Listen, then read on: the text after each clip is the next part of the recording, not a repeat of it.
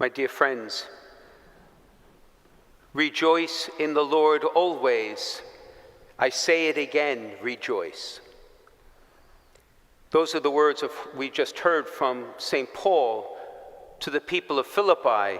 And of course, tonight we do gather here with great joy in our hearts, all of us, because in our midst are 40 of our sisters and brothers who have been chosen to be honored by Pope Francis for their extraordinary witness, for their deep generosity, for the great conviction of their hearts and faith as in the midst of our church as catalysts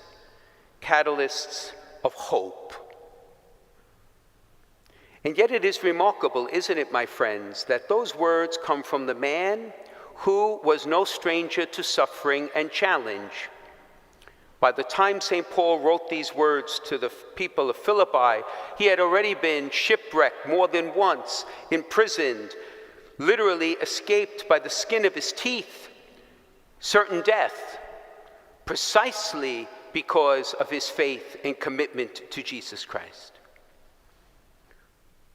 And yet Paul was a man who knew that God's grace could overcome any challenge, any difficulty, any suffering for those who are willing to stand firm in faith. And so when you see rejoicing in that context, it also gives us a clue why we are here in the first place, and why those of you, my dear friends, who are being honored tonight.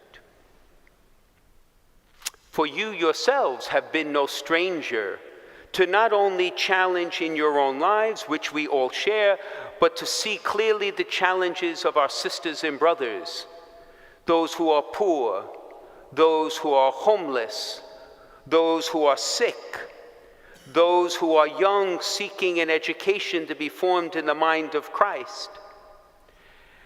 Those of you who walk quietly and generously in your life, making a difference in so many unassuming ways for those who are facing such profound challenge.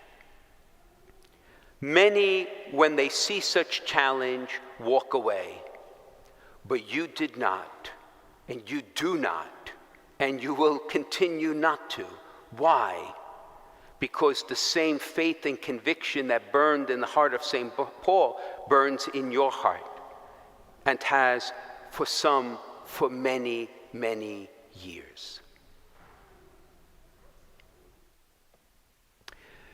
You see, my friends, you may be tempted to believe that you are here solely because of the good works that you have done, and that is, in fact, one reason you are here. But it is not the most important reason you are here. You are here because you have been chosen, precisely because you have lived a life that demonstrates a person who can rejoice in the Lord and make a difference in those who face challenge and suffering day in and day out. You are here because of who you are more than what you have done. Now you may say, Bishop, that's lovely. It's lovely. But what do you really mean? Well, let me demonstrate it by this way. When you ask young people why they left the church, and they have left the church in large numbers, the number one reason might surprise you. It certainly surprised me. It is not first and foremost the teachings of the church, even the moral teachings of the church. Certainly they struggle with them, but it is not the principal reason they've walked away from the church. It is not the misgivings and the sins of the leaders of the church which trouble all of us. But the number one reason they cite why they leave the church is because they do not see integrity of life among the Christians they know. Or to put it bluntly, they know many Christians who talk the talk and do not walk the walk.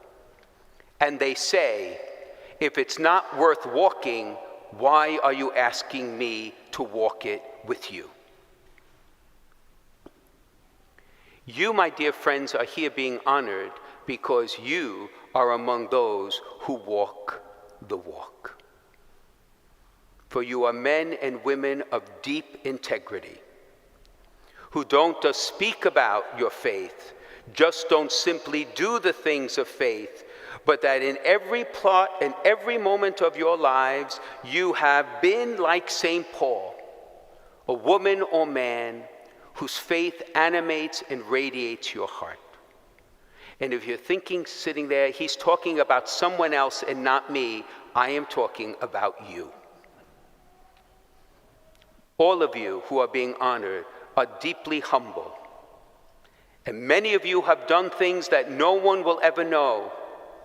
But what everyone does know, because you cannot hide it, is that you are a people who love Christ and are not ashamed to show it in every day of your life. And that, my dear friends, is a reason for the whole church to rejoice. And Pope Francis is inviting all of the church to rejoice with you. Allow me one last thought, because I see you're all very uncomfortable. Can you imagine how many people's lives you have touched? In so many small and big ways. Children who had a path to an education they would not have dreamt of before. Someone who's homeless who now has a place where his or her name is known, and they're considered our guests, not our clients. How many people have you touched by the simple smile that radiates an honesty of a hospitality and a devotion that perhaps a person has not encountered for a very long time? Consider, young and old, the thousands, the tens of thousands, perhaps even more than that, whose lives have been made better, more whole, and more holy because they simply met you. My dear friends, that is why you're here. You have been ambassadors of the renewal of the church long before there ever was a Bishop Caggiano here in Bridgeport. And the truth is, you are my greatest and most important colleagues to continue the renewal of the church, because the renewal of the church will not be any grand program, any grand initiative. It's no great banner. There's none of that. All those days are over. The renewal of the church is going to be one person of authentic life touching the life of someone else. And when we touch one after another, we begin to create a tsunami of renewal. And you, my friends, are at the forefront of that. And for this reason, I can say in the name of Francis, the successor of Peter himself, and all the good people of this diocese, thank you for your witness and for the remarkable men and women you are. St. Paul says, rejoice in the Lord. I say it again, rejoice. In your midst, my friends, this night, it is easy to rejoice. And so I congratulate you. And I thank you. And we have more work to do.